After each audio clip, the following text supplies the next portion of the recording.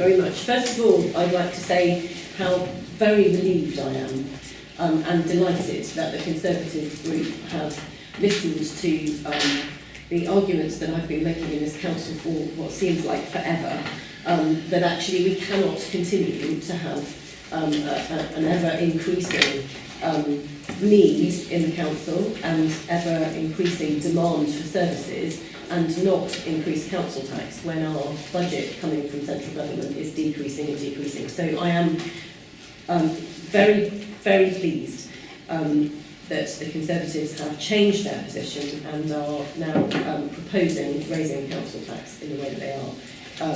That is extremely good news. Having said that, it then seems, while that is very good news because it means that the council will be able to meet its statutory obligations to meet demand for children coming into care, as we have been discussing, and the increasing demand for older people. I am also disappointed that, having decided to raise this money, they're then deciding that they're then not using that money to increase the level and quality of public services available to people here in Cambridgeshire. The level of public services which Cambridgeshire residents are in receipt of at present has been decreasing year on year on year. We have had this year, the most obvious example of that is the closure of the children's centres. We have had really significant reductions in the level of service being offered to families and parents of young children. We've had significant reductions in bus services, such that many people in villages around the county who are not able to drive are effectively cut off for much of the time now because there is simply no public transport available in their villages. We've had huge pressures being put on the families of 16 to 18-year-olds who are now obliged to stay in education until the age of 18, but there is no subsidy whatsoever for 16 to 18 transport, which means that many families of children of that age are faced with hundreds of pounds worth of costs simply to get to a sixth form college or a sixth form post-16 education centre that they are obliged to go to. They have no choice.